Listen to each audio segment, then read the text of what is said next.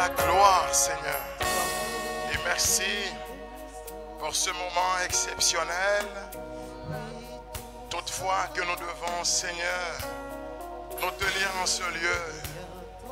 Nous voulons être reconnaissants pour le don que tu fais. Merci pour ta parole, celle par laquelle tu veux aujourd'hui encore nous enseigner, nous instruire sur le mystère de Notre-Dame et nous amener, oui, plus haut.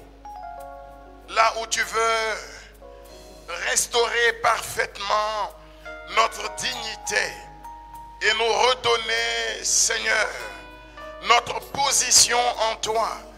Je veux te dire merci pour l'œuvre de ta grâce et te bénir par des acclamations. Gloire à Dieu. On peut s'asseoir.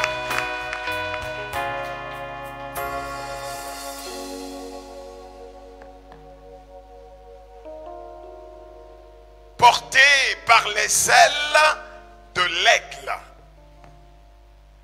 Je voudrais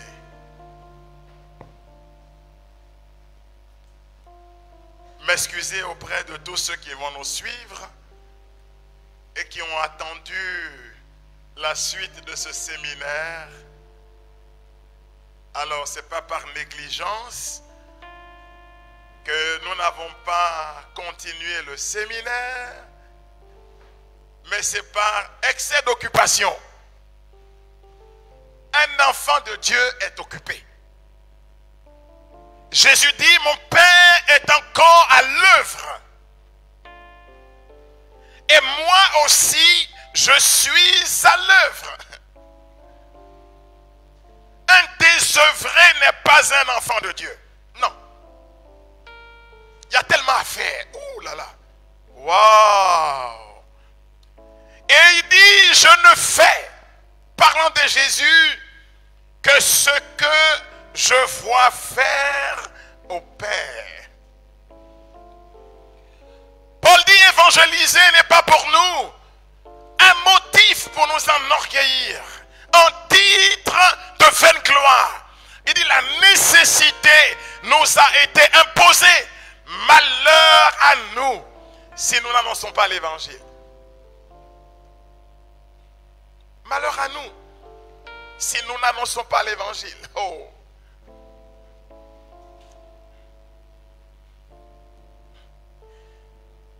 Je raconte toujours ici que avec mon frère jumeau, un prêtre dominicain dont je tais le nom, nous étions au séminaire, au grand séminaire, en formation, quand tous nos week-ends étaient dédiés à la prédication dehors. Je ne sais pas ce que les autres faisaient de leur week-end, mais en tout cas, nous, c'était dédié à la prédication. Au point où quand il rentrait le dimanche soir, il devait donner des explications, le pauvre. Il a même failli être renvoyé de l'ordre des deux frères prêcheurs. Mais on savait reconnaître la brillance de son esprit. Ses résultats étaient fameux. Vous savez, quand vous êtes passionné pour Dieu, Dieu vous donne un abgat supérieur. Je n'ai pas entendu ton amen. Ah oui. Il avait une intelligence extraordinaire, ce petit père. Enfin, maintenant il est père. Il n'est plus petit père. Il est vieux père maintenant. Il était tout maigre comme ça. Il flottait dans sa bure. Mais il avait une intelligence. Ouh là là. Mais c'est normal. Quand vous marchez avec le Saint-Esprit, l'un des dons du Saint-Esprit, ça s'appelle le don d'intelligence. C'est quoi l'un des dons du Saint-Esprit? Le don d'intelligence. Alléluia. Alors, il faut avoir la passion pour les âmes. Le jour où vous perdez de la passion pour les âmes, vous avez perdu votre appel. Le jour où quelque chose en vous ne s'embrase plus pour la parole de Dieu et pour les âmes, vous avez perdu votre appel. Je ne peux pas éprouver de la lassitude quand on me dit allons à la maison du Seigneur. Ah! Non, c'est pas possible. Non, non, non, Seigneur, je ne veux pas expérimenter ce malheur-là.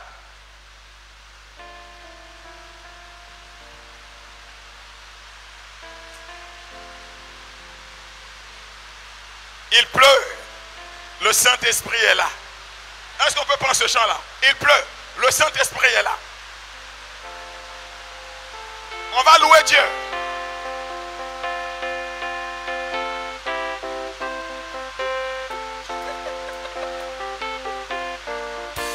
On va se lever. Il pleut. Le Saint-Esprit est là.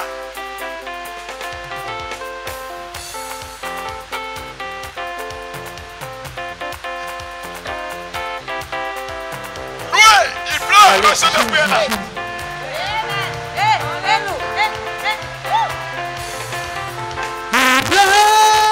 Il pleut, l'onction de Dieu est là. Il pleut, l'onction de Dieu est là. Il pleut, l'onction de Dieu est là.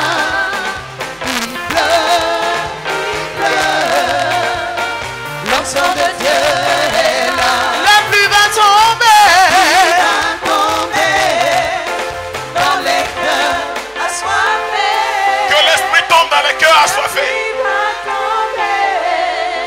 Dans les cœurs assoiffés. Louez, il pleut. La pluie va tomber. Dans les cœurs assoiffés. La pluie va tomber. Dans les cœurs desséchés. Il pleut, l'onction de Dieu est là. Il pleut, l'onction de Dieu est là. Il pleut, l'onction de Dieu est là. Il pleut, l'onction de Dieu. Il pleut, il pleut, il pleut. Il pleut. Saint-Esprit. L'onction de Dieu est là. Il pleut. L'onction de Dieu est là. Il pleut. Saint-Esprit. L'onction de Dieu est là. Il pleut. L'onction de Dieu est là. Il pleut. L'onction de Dieu est là. Il pleut. L'onction de Dieu est là. La pluie va tomber. La pluie va tomber. Dans les cœurs assoiffés. Les cœurs en soif.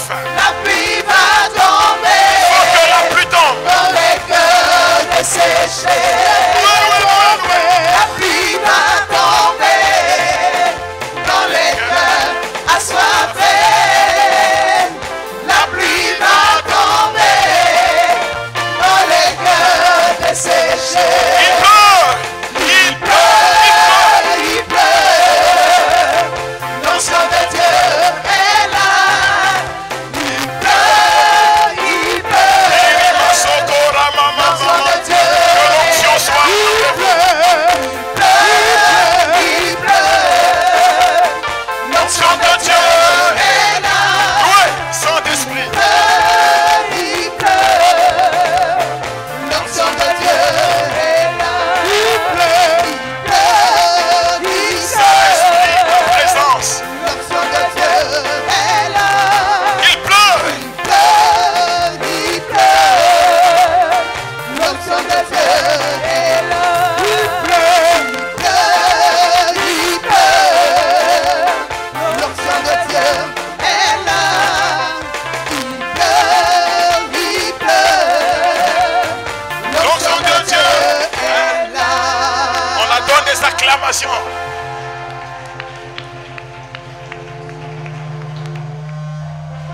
Père et joie. Est-ce qu'on m'entend bien maintenant? Il pleut, il pleut. Oh, le Saint-Esprit. Alléluia.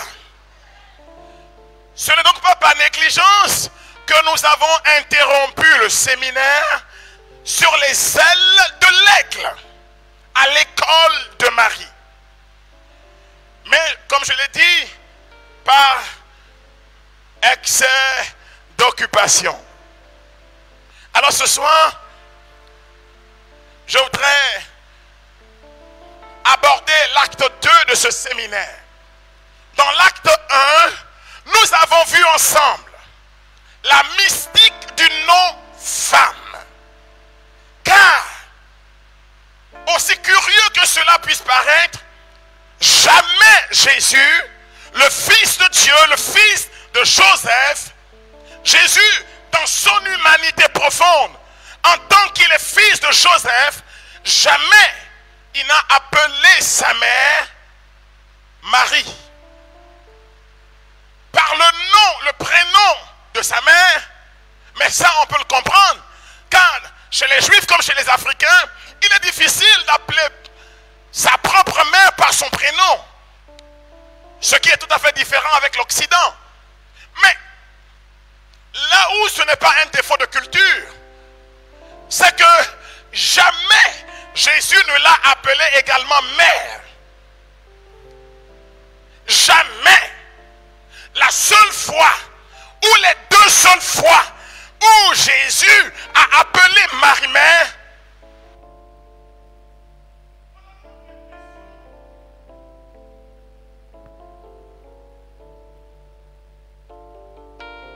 on avait même l'impression qu'il avait de la réticence à le faire. On lui dit, ta mère et tes frères sont là, qui te cherchent. Jésus dit, mais qui est ma mère? Qui est ma mère? Qui sont mes frères? Ce sont ceux qui écoutent la parole de Dieu et la mettent en pratique. Voici ma mère, voici mes frères. Vous vous souvenez de ça? Est-ce que vous y êtes? Je peux avancer? Est-ce que je peux avancer? Qui est ma mère? Comme s'il avait de la réticence avec cela.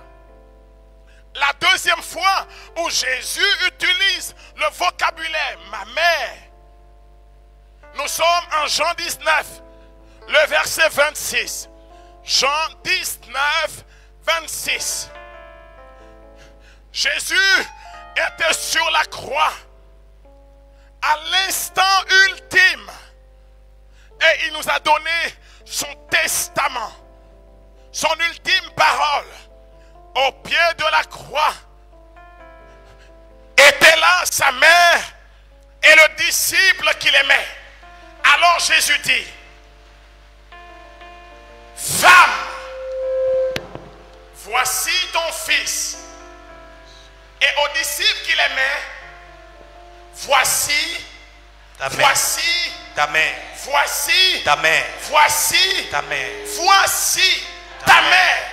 C'est l'unique fois que Jésus emploie ta mère, mère.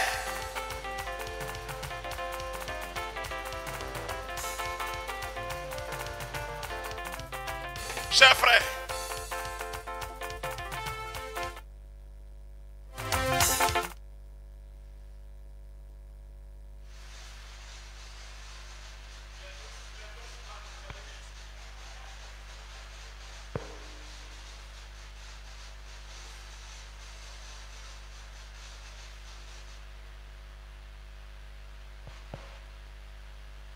malheureusement, je n'ai pas le don de la technique. Je ne peux pas vous venir en aide. Dis à ton frère, ça vient comme ça vient. Viens comme ça. Dis, ça vient comme ça vient. Et tout est grâce. Tout va bien. Alors, la seule fois où Jésus emploie mère, sans y mettre un grain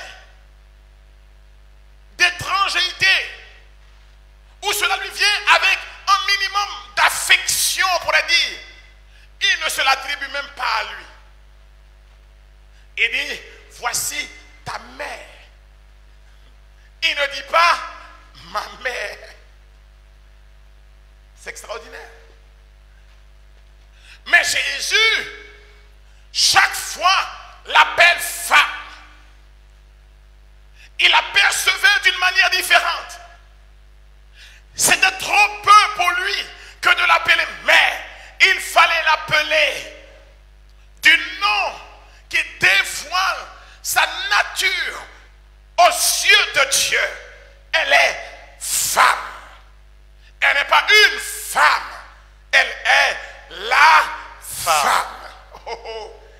Parce que Jésus sait que Marie est le critère, un critère d'authenticité de son propre ministère. Quand Isaïe avait dit, la femme, la jeune femme concevra, elle mettra au monde un fils. C'est lui. Vous reconnaîtrez le fils quand vous aurez à ses côtés la femme. C'est bon pour tout le monde? S'il dit, la mère, ma mère, Jésus est dans un déni de sa propre identité. Il est Amashia. Il est le Christus. Il est le Christ de Dieu. Il est le roi de Dieu. Et le reconnaître, ça passe par la femme. Quelqu'un m'a suivi? Et nous avons donc développé la mystique de femme. Oh, oh. Je peux avancer là? Je peux? On a développé la mystique de femme. Jésus sait qu'on ne peut le reconnaître, car comme dit Jean, qu'en ayant claire conscience qu'il est celui qui est venu dans la chair, né de la femme. Galates 4:4, sujet de la loi, afin de nous délivrer du pouvoir de la loi. On ne reconnaît le Fils véritable de Dieu, différent de tous les messies qui sont venus avant lui. Car ils étaient nombreux, les messies qui sont venus avant lui. Abraham fut un messie, Moïse fut un messie, tous les juges furent des messies, tous les patriarches ont été des messies, tous les rois ont été des messies. Mais le messie de tous ces messies est celui qui est né de la femme. Quelqu'un m'a suivi? Est-ce que quelqu'un me suit? Non, non, non. En aucun moment, Jésus n'a loupé l'occasion de dire qu'elle est femme pour que l'on dise qu'il est Christus. Quelqu'un m'a suivi? Elle n'est pas une femme. Car la dénomination femme dans la pensée biblique, ce n'est pas un être féminin. C'est la pure créature tirée qui a jailli du côté d'Adam avant le péché. Quand il dit femme, il regarde la créature nouvelle qui jaillira de la blessure de Jésus et qui sera l'archétype de l'Église. Amen. Né de sa côte qui va surgir. C'est celle-là qu'il voit. Femme est son nom. Femme est son nom. Elle est bien plus qu'une Ève. Elle est femme. Car la dénomination Ève est le nom par lequel Adam a appelé celle qui lui a donné le fruit. Pas celle qui a surgi et qu'il a vu, dont il ne sait l'origine, dont il ne connaît le mystère. Non, ce n'est pas celle-là que Adam a appelé Ève. Quand Adam a dit Ève, la femme était déjà corrompue. Quand Adam a dit Ève, la femme était déjà corrompue. Jésus refuse que à sa mère soit collée une étiquette de femme corrompue. Elle est femme. Elle est femme. Quelqu'un m'a suivi? Est-ce que quelqu'un marche avec moi?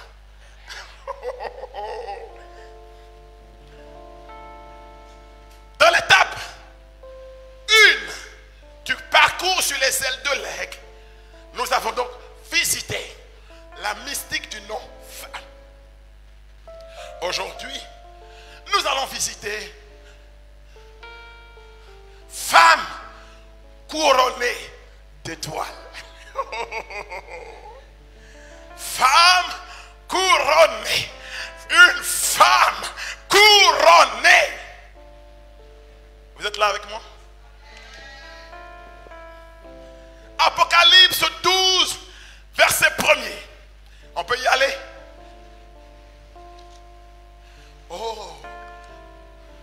Mon fils, Apocalypse 12. tu es pardonné à cause de ce refrain.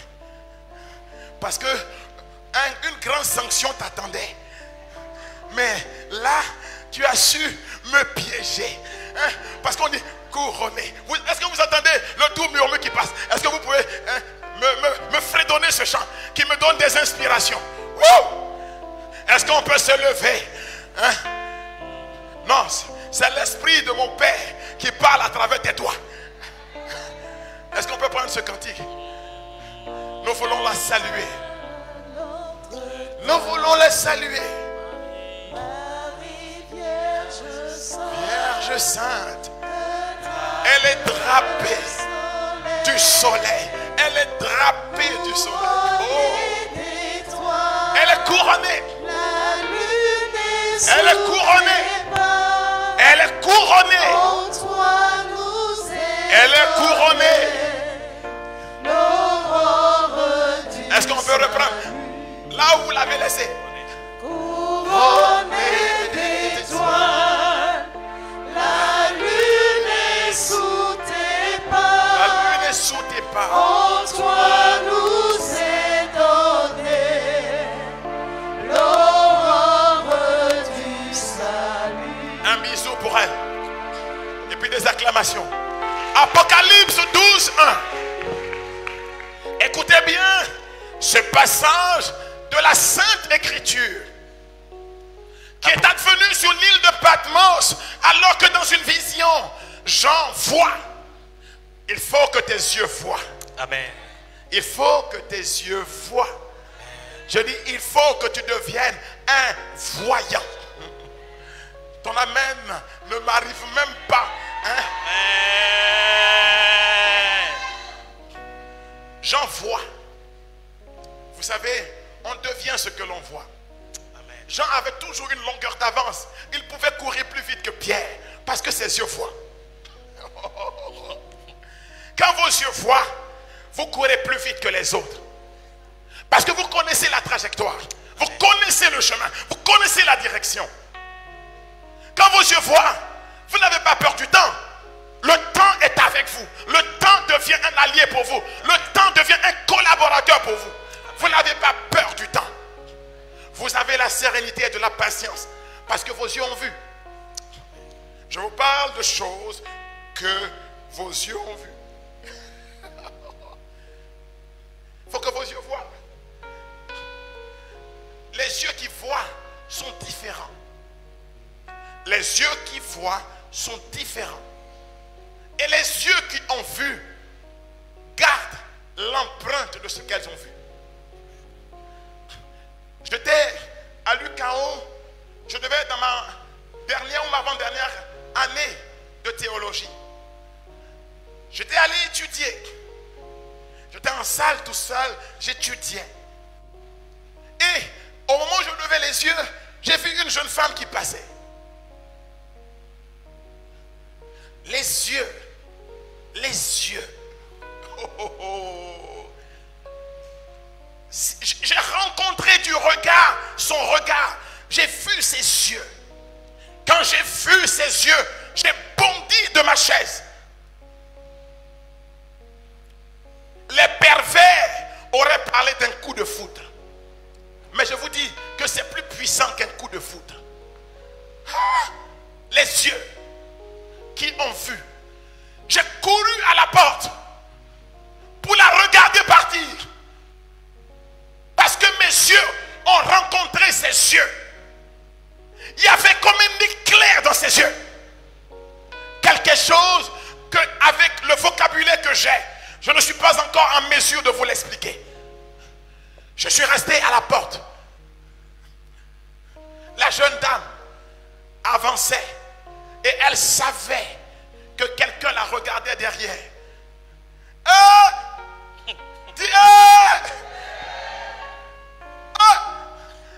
Elle avançait majestueusement avec une assurance. Elle savait que quelqu'un la regardait, que quelqu'un ne pouvait plus la lâcher du regard. Elle a avancé, et puis elle s'est arrêtée. Et puis elle s'est retournée pour me faire le cadeau de notre regard.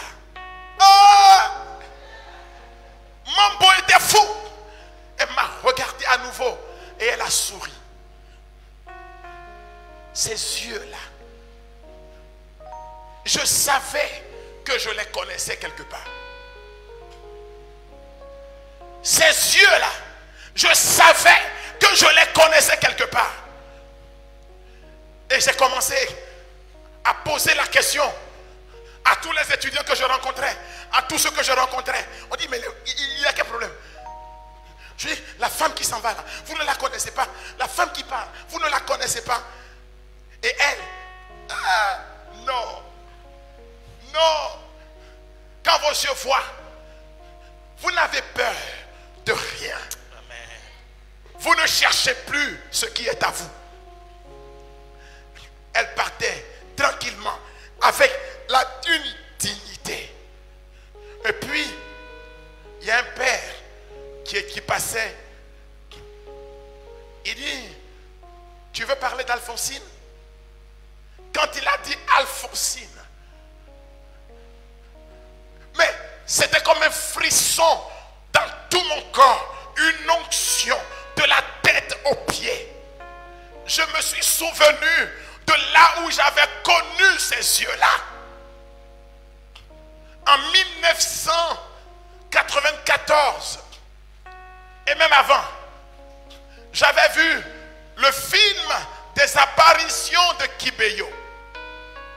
Et dans le film des apparitions de Kibeyo, une fillette de 9 ans, elle s'appelait Alphonsine, était tombée à genoux. Elle avait 9 ans. La dame dont je vous parle avait peut-être 30 ans à l'heure où je vous parle. Mais la fillette avait 9 ans. Et elle avait une apparition de la Vierge. Et les caméras du monde entier étaient braquées sur elle dans le reportage. Et les médecins utilisaient des aiguilles pour piquer dans ses yeux, pour voir si elle ne faisait pas de la simulation, si ce n'était pas une invention humaine, charnelle. Et la petite, tranquillement, causait avec ce qu'elle voyait. Et ce qu'elle voyait, c'était la mère de mon Seigneur Jésus-Christ, la Vierge Marie. Elle la voyait. Et elle racontait. Elle portait les prières de l'assemblée.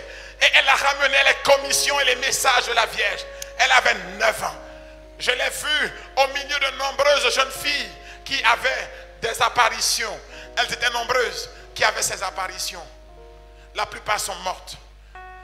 Et Alphonsine, quand il y a eu le génocide du Rwanda, elle a été exfiltrée et confiée à un couvent de sœurs.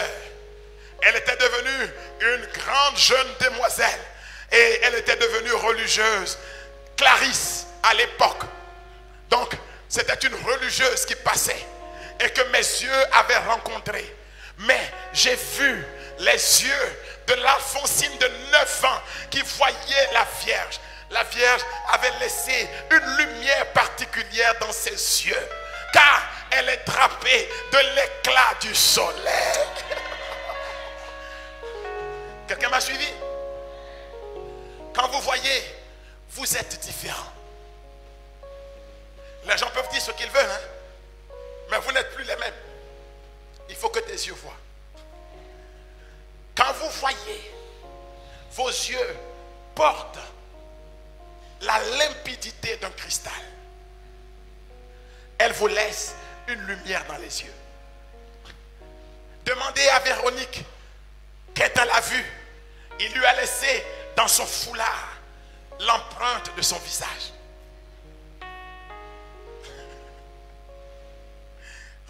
Bon, pour beaucoup ça ne vous dit rien, mais pour nous autres, ça nous tue.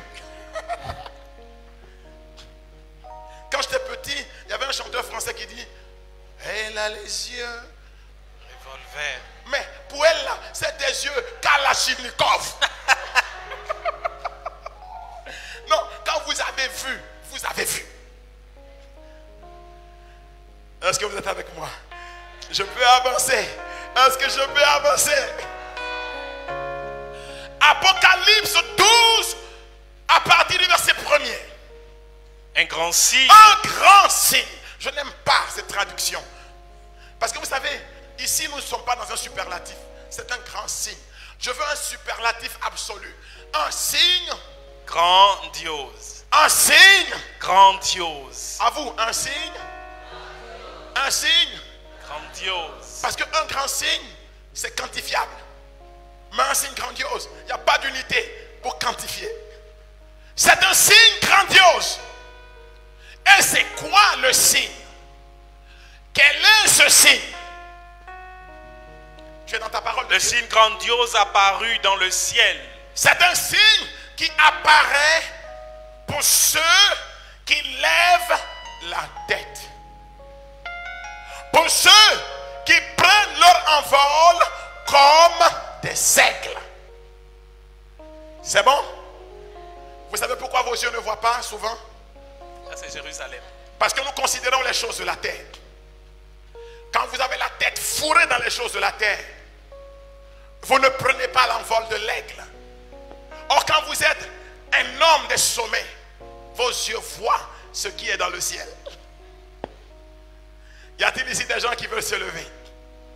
Y a-t-il des gens qui veulent voir ce qui est dans le ciel? Qui veulent vous monter comme des aigles? C'est pour ça que nous sommes ici. Marie va nous donner le processus du décollage pour atteindre les cimes. C'est bon?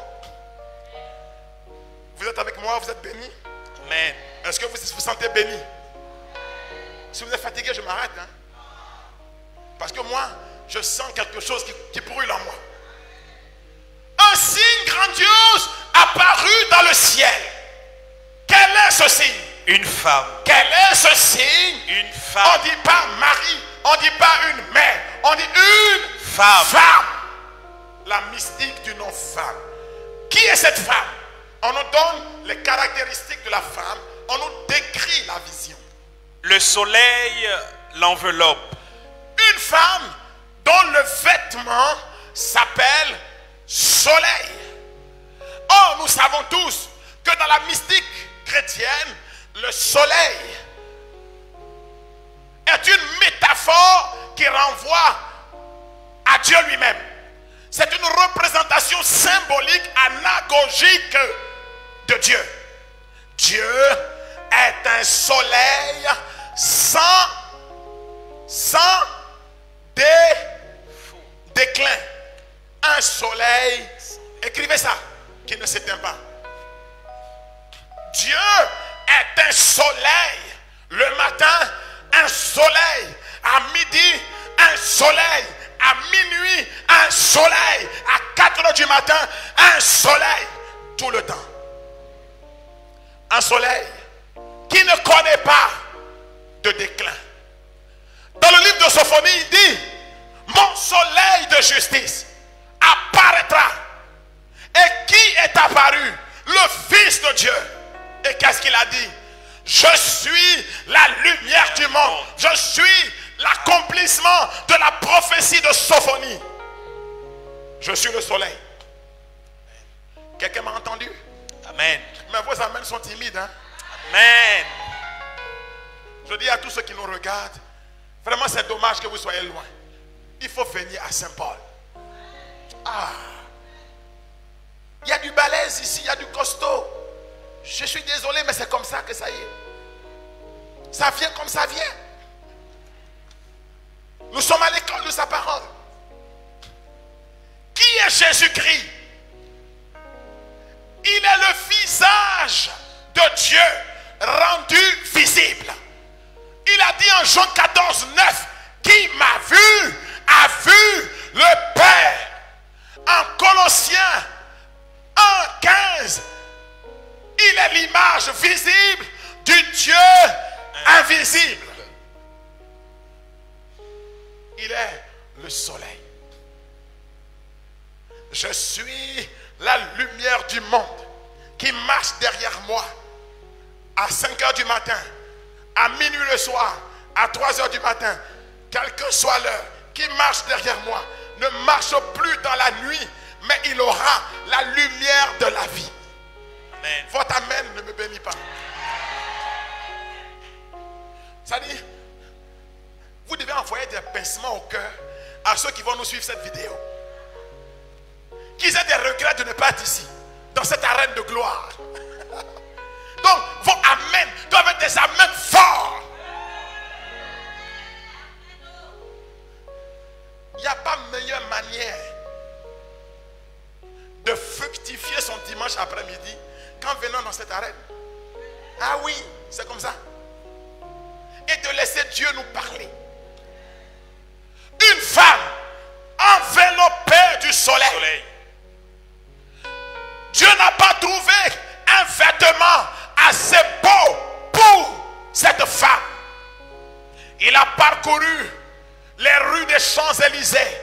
Il a frappé au magasin les plus chers sur les rues du Champs-Élysées. Il a parcouru toutes les marques. Il n'a pas trouvé une marque suffisamment grande pour habiller cette femme. Il dit, tout vêtement qu'elle porte est indigne d'elle. L'unique vêtement qui est digne d'elle, c'est moi-même. Amen. Je suis le soleil.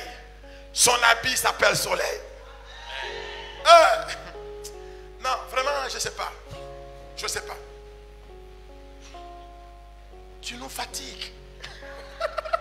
Non, je ne sais pas. Je ne sais pas. Je ne sais pas. Regardez-la. Oh. Son vêtement s'appelle soleil.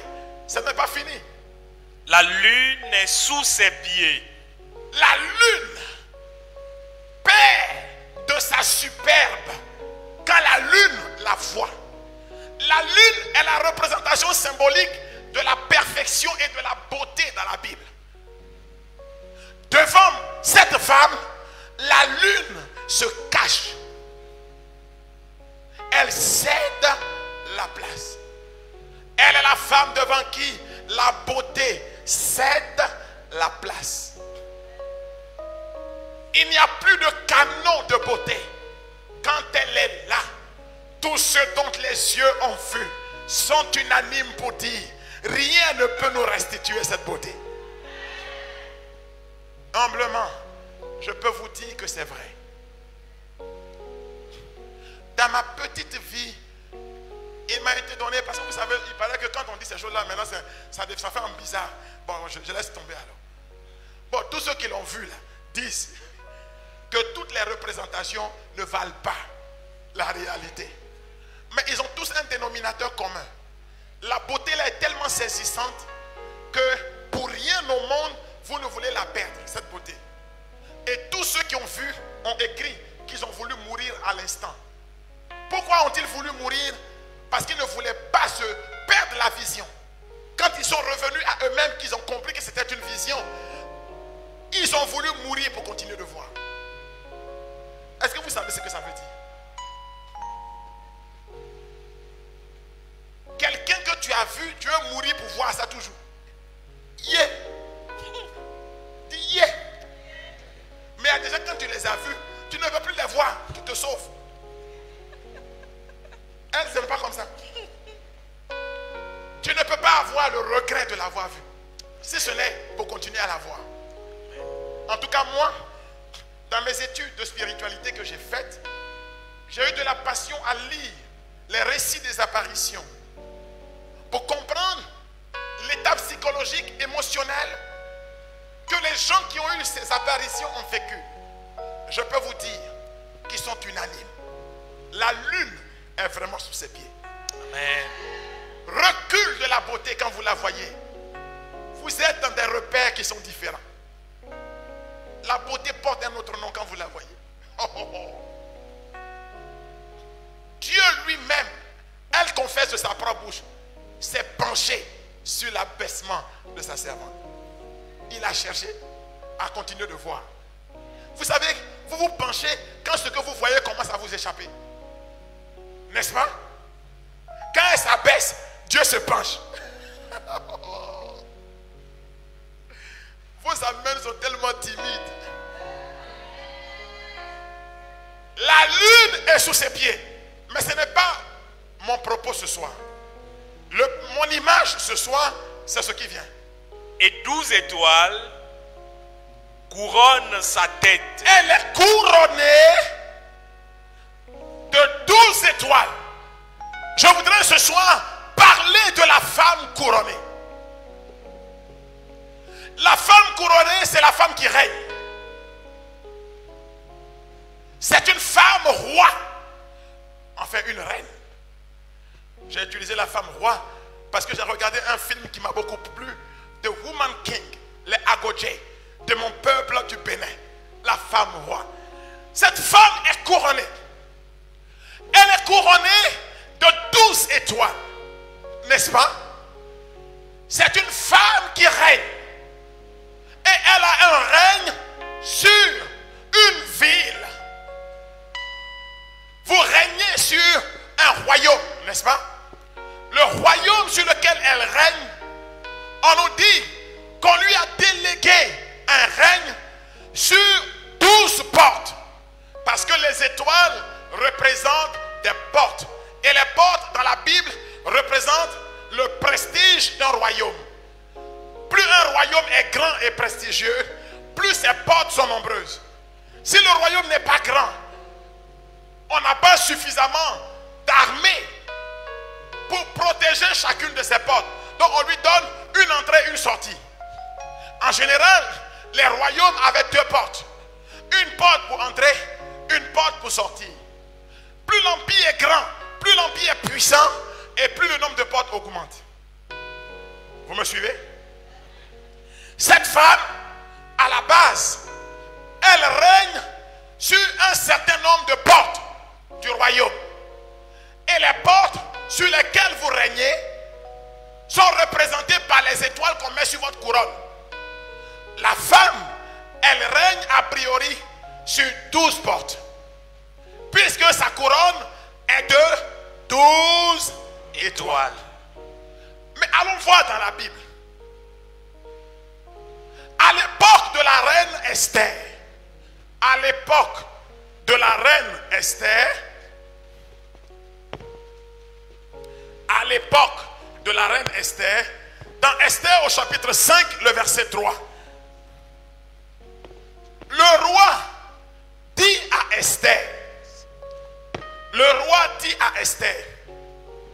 qu'as-tu, ô ma reine Esther, et que demandes-tu? Quand bien même ce serait la moitié de mon royaume, elle te serait donnée. Donc, la grande reine Esther a bénéficié de la proposition de régner sur la moitié d'un royaume. Quelqu'un me suit? Si ce royaume avait plusieurs portes, le roi était prêt à lui donner la co-gouvernance du royaume avec la moitié du royaume. Donc la moitié des portes. Jamais dans la Bible, on a donné à une femme le pouvoir de gouverner plus que la moitié d'un royaume. Quelqu'un me suit? À l'époque d'Hérode, quand la fille d'Hérodiade a dansé et qu'elle a plu à Hérode, Hérode lui a dit, demande-moi ce que tu veux, même si c'est la moitié de mon royaume, je te le donnerai. C'est un privilège exceptionnel. Il faut que tu aies toute la faveur du roi pour pouvoir bénéficier du pouvoir de diriger la moitié du royaume. Marie, on lui dit qu'elle a 12 étoiles. Je veux voir à quoi correspond le royaume dont il est question. Dans Apocalypse 21, il faut chercher ça vite. Verset 12. Apocalypse 21, verset 12. On va vous décrire le royaume pour lequel Marie, qui plus que Esther et beaucoup plus que la fille d'Hérodiade a plu à Dieu, a obtenu une part de gouvernance. On lui a cédé une partie du royaume à gouverner. Écoutez bien. On va voir la description de ce royaume. Apocalypse 21, verset 12. Elle était munie. Prends à partir du verset 19 alors. Plus haut. Verset 9. Ne- Alors, l'un de ces anges aux 7 coupes remplis des 7 derniers fléaux.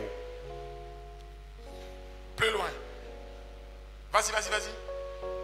S'en vint me dire, viens que je te montre la fiancée, Viens que je te montre la fiancée, l'épouse de l'agneau. l'épouse de l'agneau.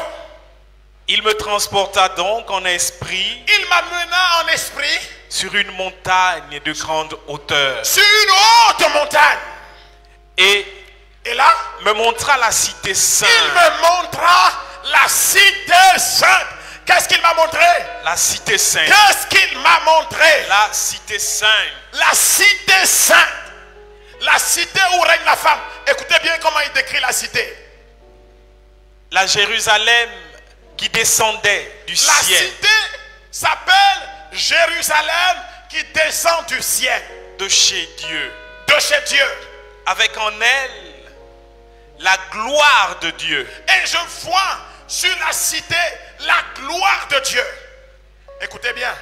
Elle resplendit telle une pierre très précieuse. Cette cité était comme une pierre précieuse. Comme une pierre de jaspe cristallin. Cette cité était comme du cristal. Elle est munie d'un rempart de Les grande murs de cette hauteur. cité sont hautes. Pour y entrer, il faut avoir des ailes d'aigle. Écoutez bien. De grande hauteur munie de 12 portes. Elle avait combien de portes? 12 portes. Elle avait combien de portes? 12 Elle portes. avait combien de portes? 12 portes. Elle avait combien de portes? 12 portes.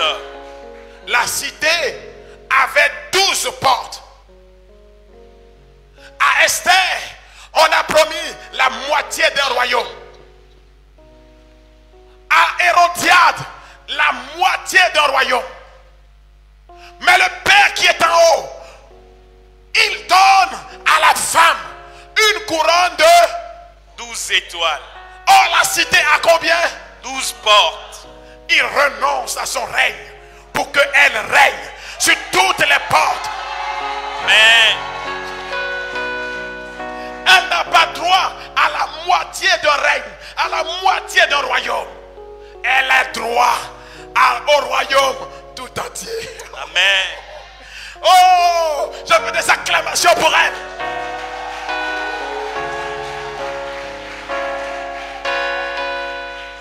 Les portes de la cité sont au nombre de 12. La couronne de cette femme qui règne a 12 étoiles.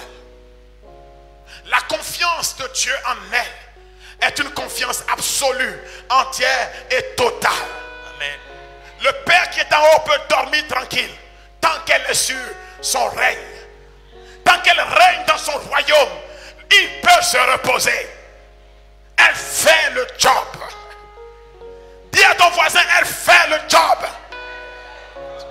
Dis à ton voisin, elle fait le job. Tant qu'elle garde la cité n'a rien à craindre.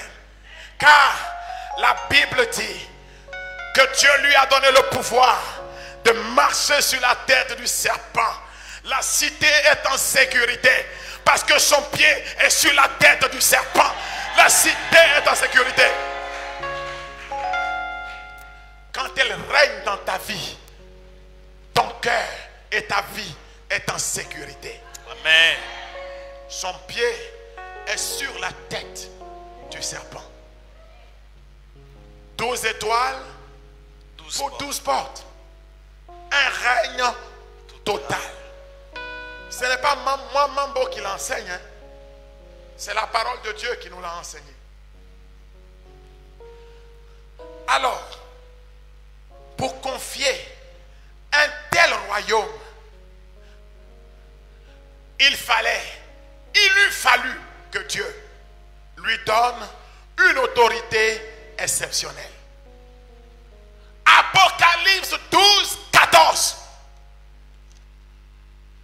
Pourquoi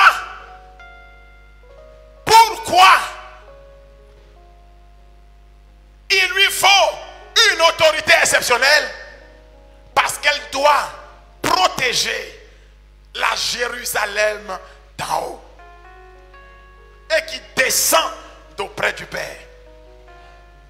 Or, la Jérusalem d'en haut qui est descendue d'auprès du Père a un nom, c'est Jésus lui-même. Amen.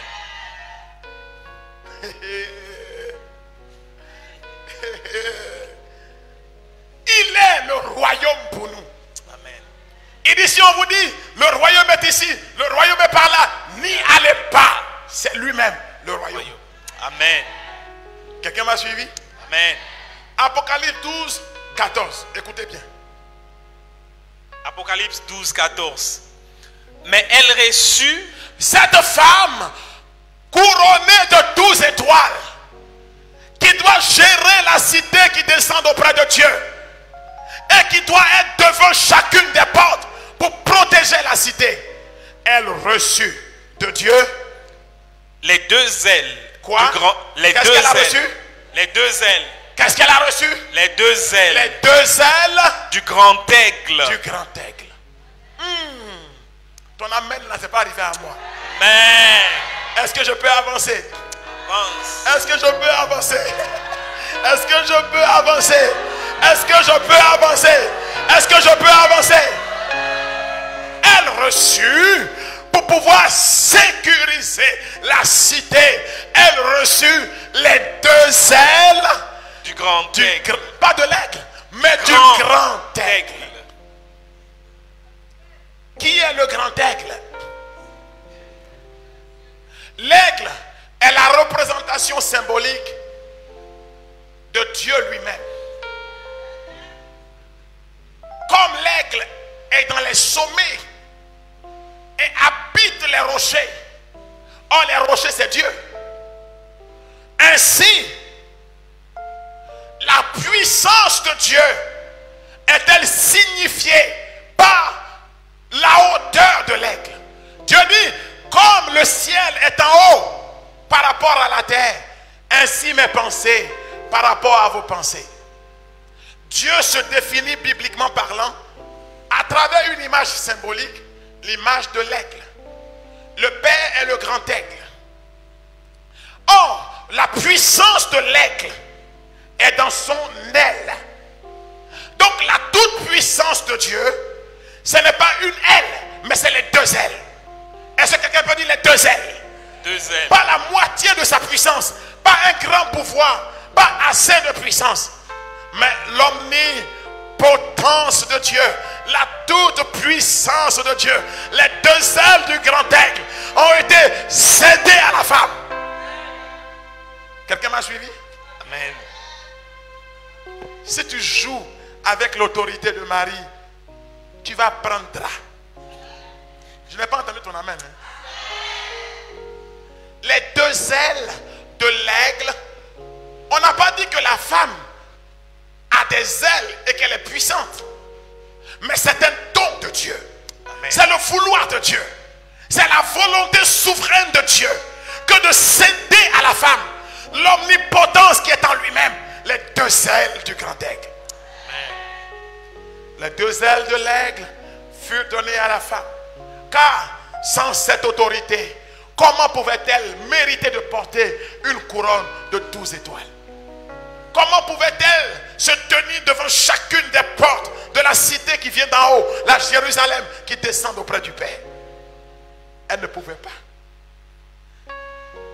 Quand on vous donne une responsabilité, on vous confère ce qu'on appelle une grâce d'État. La grâce d'État